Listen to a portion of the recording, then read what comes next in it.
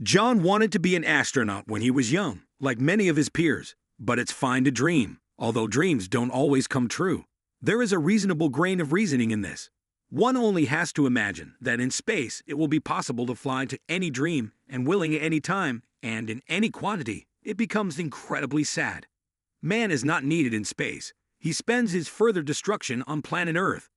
Well, for obvious reasons, John did not become an astronaut and learned to be an economist, which is not bad either.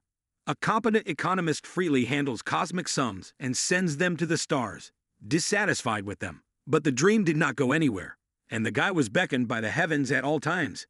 He loved traveling to distant galaxies in his dreams. John was married to Sarah, a girl with rather simple demands. She was more down to earth than her husband. Plus, she was terribly afraid of heights. John even sometimes joked that if he had known about it before the wedding, he would not have married her. The girl resented, "No, I couldn't. If I could choose, I always voted for ground transportation." And when she lost to her husband and they flew on airliners, she would take sleeping pills to wake up on the ground. One Sunday afternoon, they decided to go for a walk in the park, eating ice cream and getting some air with John and Sarah. Her mother went too. The woman was malleable and didn't have to be coaxed. "Oh, it's been ages since I've been to our park. It's so wonderful. Thank you, my Goldens, for inviting me, because I'm already settled in my office, and things aren't getting any less busy. And the sun, like a snowball, is getting bigger." The woman was happy, and very good people from all over the neighborhood came to her, because they knew about her high professionalism. The woman was making a decent income, not denying herself or them anything. "Let's make this day. I'll take care of the ice cream at my own expense.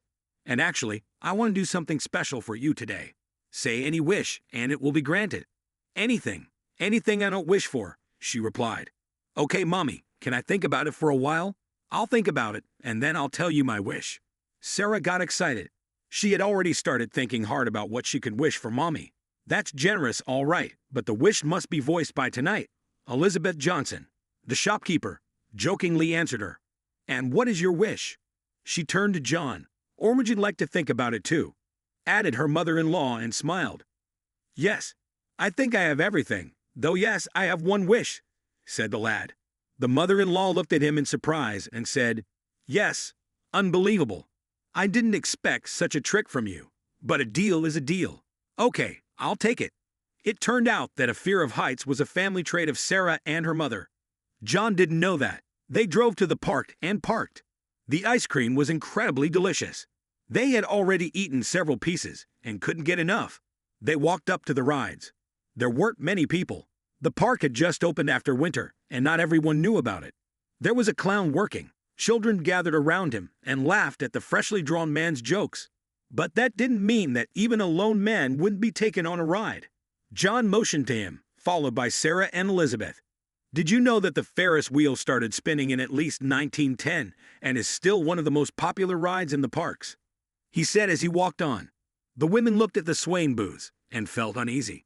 "Well, I didn't promise to grant anyone a wish, so you're going to this construction site without me, and I'll be here waiting for you," Sarah said cheerfully. "Yeah, I'm lucky I made such a statement about witches. And John is a tempter. I thought he was a pragmatist, but he's a romantic, pure and simple," Elizabeth Johnson thought to herself, and stepped boldly into the cabin. "Don't be afraid, I'm with you." She shook her elbow, and they sat down and buckled up. It was her first time riding a Ferris wheel, and she was out of breath, fear mixed with excitement. When they got to the highest point, she had the seat in the palm of her hand, and it was so soothing for both of them, and the stall rocked violently. With fear, she clutched at her brother-in-law's arm and pressed herself against him. "Don't be afraid, Elizabeth Johnson. It's all right, relax," he soothed the woman. She wouldn't let go of him, and he put his arm around her shoulders. Her face was so close, her lips dry with fear, and she suddenly called out to them. John felt the urge to kiss her. This sudden desire caught him off guard, whether it was the closeness of a woman at such a height, or simply the admiration that she had overcome her fear. But the desire not only didn't let go, it grew stronger. John pulled her to him and kissed her. "Don't think I took advantage of your weakness," and treacherously interrupted the kiss. "There are plenty of men around, but they always need something from me, someone to protect, to keep safe, to whitewash, to liberate. I'm like Mother Teresa. I have to help everyone. Yeah, it's not free, but it's not the only thing that makes me happy. No matter how much you have in the bank, happiness is when you are really needed because you are simply loved and, of course, wanted. The stall lowered quietly, swaying slightly, but they weren't interested in that right now. Everything was happening like a dream. The whole world was moving in a single rhythm, but how could they not moan with pleasure? It had never felt so good. They were on. When the stall came down to the ground, the mother-in-law and son-in-law had already managed to clean themselves up and came out of it as usual. So did the wish come true? She asked the guy. Yes, more than fulfilled. But now I'm going to want it all the time, he replied. What's that? Sarah asked, hearing the end of Sarah's sentence, and John answered her.